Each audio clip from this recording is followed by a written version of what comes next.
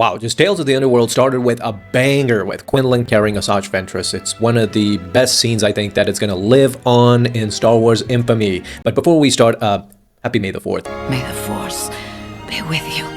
This scene with Assaj Ventress, it got me in the feels. We're going to talk about only Assaj in this episode, in this video, but tomorrow we're going to talk about Cad Bane 2, or Colby. So let's begin with the clarification. Lucasfilm finally comes through and actually kind of talks to the fans without doing whatever they want. And I know that a lot of people complained about Dark Disciple and what happened in that novel with, of course, Assaj being dead. And all of a sudden we see her in the Bad Batch, and, you know, that was... People thought that that was a retcon, that they were ignoring the books, and I certainly know they ignore the comics because I love the comics and I've been covering them for years, and constantly they're being trampled over. And I hope they do justice to the comics just like they did to Dark Disciple this time around, because they clarified most of it, not all of it. Of course, they didn't clarify how Mother Talzin, what is this realm of the Night Sisters. I'm guessing we're gonna get, you know, another explanation for that. But for non-book readers out there, this is what happened in Dark Disciple. So in Dark Disciple, Assaj Ventress dies, and Quinlan Vos in the book returns her to Dathomir, as we saw, and gives her a proper burial, which it was all negated when it came time to the Bad Batch. They didn't explain how she returned. Now we got an explanation, is giving us kind of a cameo of Mother Talzin, not physically, because she is dead. She dies at the hands of General Grievous, Dooku, and Palpatine. They kill her when they come to Dathomir. Son of Dathomir comic, check it out. Mother Talzin gives her an offer. Do you want to come to this realm with your sisters, or do you want to return to the physical world and pay for it? Your heart's content? This is why at the end she was afraid to go with, you know, Lyko and meet Quinlan Vos. I think it's because she thinks they are cursed. If she ever is to meet Quinlan Vos again in the physical realm, that Quinlan Vos would either die at the spot or he would be cursed with death. So sooner or later he would die. The only way to evade that is for them to not to meet together. So am I crazy, or I kind of like Lyko? At the very beginning, it was kind of nerving to see them argue with each other constantly and physically touch each other. That gave me the biggest impression. Like, you have this formula and it's kind of been overdone. I mean, Hunter finds Omega, Din Djarin finds Grogu, now Assaj finds Lyko. There's just a formula at Lucasfilm where these type of characters, these anti-heroes, find a child that they can relate to, and they both learn from each other. It's just a Lucasfilm formula at this point, and they're not going to stop because now Assaj has her protege or whatever. The physical relationship that they had at the very beginning kind of was unnerving for me because,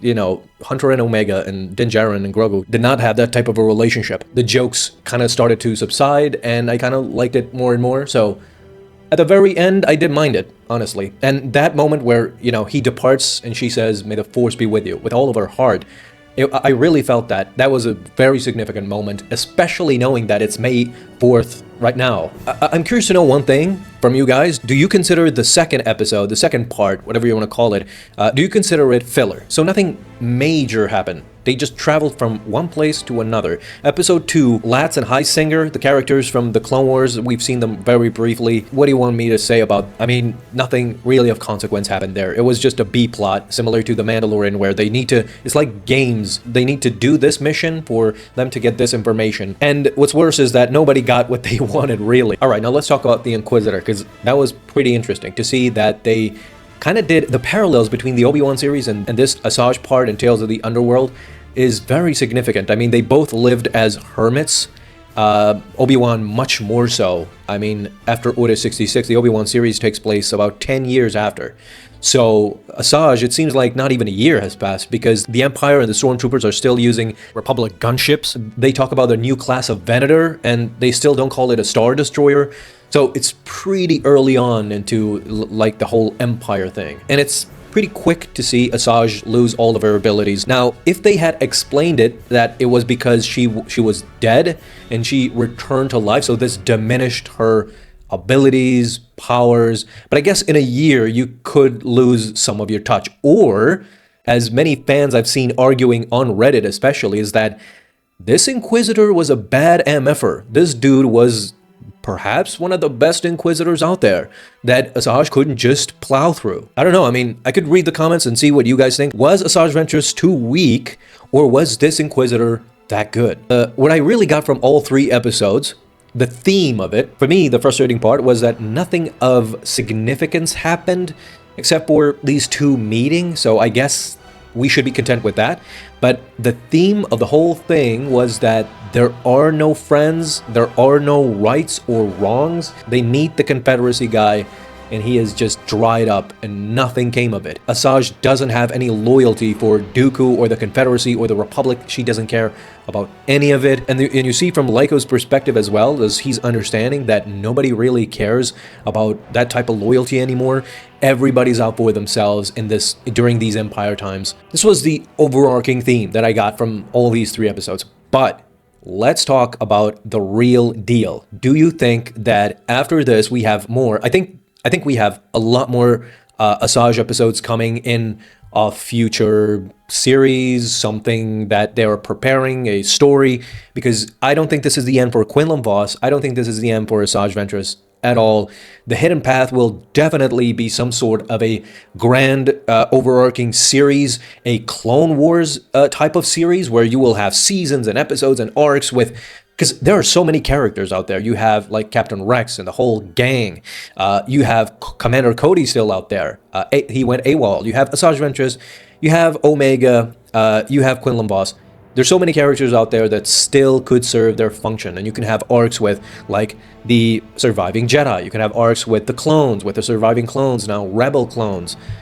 Even the rebellion could play a part. The forming of the rebellion, you can have a Andor bridge there. And of course the villains, and this is where I want to talk about the thing that gets me most excited, is that after this incident where you have a surviving Jedi in Lyco, and you have this presumed Jedi in Assaj Ventress, everybody calls her a Jedi because she has a lightsaber, an Inquisitor was killed, and both of these Jedi escaped in a transport. This is a red flag for Darth Vader. I think that Darth Vader was immediately alerted after this, and these two will meet Darth Vader at some point in time. And can you imagine the epic scene that it's going to be Assaj getting stopped by Darth Vader? Now, if Assaj couldn't kill this Inquisitor, couldn't even handle herself, I mean, Lyco saved her life literally. There's no chance that she goes toe-to-toe with Darth Vader in any scenario. But if she's accompanied by Quinlan Vos, and both of them attempt to fight Darth Vader, that could be a cool duel. This is why I think that a clone rebel show, or a Hidden Path show, with Quinlan Vos, Assaj Ventress, Rex, and the others is imminent, has to happen. You have heroes, you have villains, you have Empire, you have Hidden Path, people still loyal to the Republic. It's too crazy and too good to pass up. Disney has to do this. They just have to. If they didn't announce it at Star Wars Celebration, it's because they're still perhaps working on it. But I think we're going to get an announcement in 2026 probably. This saddens me because I know we're not going to get anything in 2026 regarding this, perhaps just a trailer or an announcement. But 2027, I have a feeling. I have a really good feeling. Thank you so much. May the 4th be with you.